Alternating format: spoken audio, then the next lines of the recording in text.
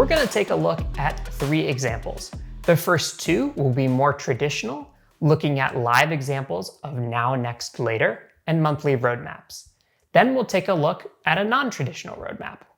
So up first, we're going to look at the product roadmap for a company called Loom. Loom is a tech company that provides video communication software. Basically, they allow you to record your screen and present yourself at the same time, then add annotations and question and answers timestamped to specific parts of the video.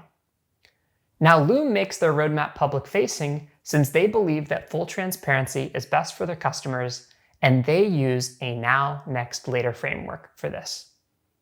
Here's what I like about the Loom roadmap. First, you can easily navigate between what features are coming soon, what they're currently researching, and what features they've already launched. I just love that simplicity. Second, each feature is categorized under a key theme, which communicates the objective the company is focused on. Also, you can easily understand each feature based on a clear title and description. And finally, I think it's really cool that there's a way to submit an idea, and you can even see how many other customers have upvoted certain features. For example, we can see that over 3,000 customers have asked for stitching looms together. Overall, I think this roadmap is really strong. It has amazing clarity and a direct connection to the customer. Next up is a company called GitHub, which is owned by Microsoft. GitHub is a tech company that allows developers to create, store, manage, and share their code. It's a platform company that developers host and deploy their code from. Now, this roadmap is in the quarterly format, and there's a lot more details. Here's what I like about the GitHub roadmap.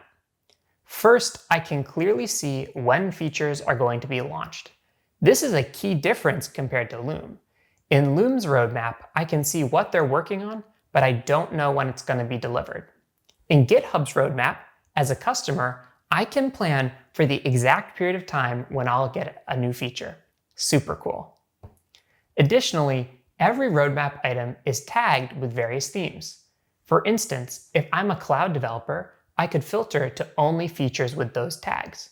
Similarly, if I'm in the beta program, I can see what features are coming into preview. And finally, I love that I can click and see the feature details. For instance, if I click on this first one in the top left, the GitHub team has provided information about what the intended outcomes are and even how the feature will work. For a developer-centric product, this is really great. Now finally, let's take a look at a less traditional product roadmap from Ethereum. This roadmap has been created by Vitalik Buterin, one of the co-founders of the Ethereum blockchain. Now, Ethereum is a decentralized blockchain that implements smart contracts. You can think of it as a distributed computing service that developers can deploy applications on top of.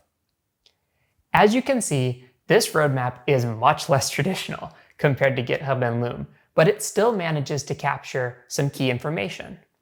I think this roadmap functions a bit more like a mind map, but for leading an open source project like Ethereum, it might be really effective.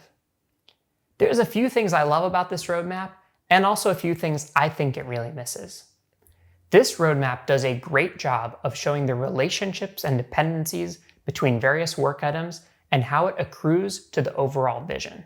The customer milestones are clearly called out in the purple boxes, and the flowchart shows how to get there. Second, I really like how you can see the progress of each feature based on how much colored in the background is. Also, I like that the side effects are also called out on their own. However, there's a real lack of clarity around prioritization. There's over 20 features on this roadmap. How do we know which one is the most important? And also, without a legend, I'm left to figure it out on my own. This would be a nightmare for presenting to executives that don't have time to deep dive into the details. And also, there's no mention of even a broad timeline for when these work items will be completed. This is something that would make it very hard for disciplines like sales and marketing to plan their efforts around. Overall, very cool graphic, could use some better clarity and a rough timeline to help clean it up.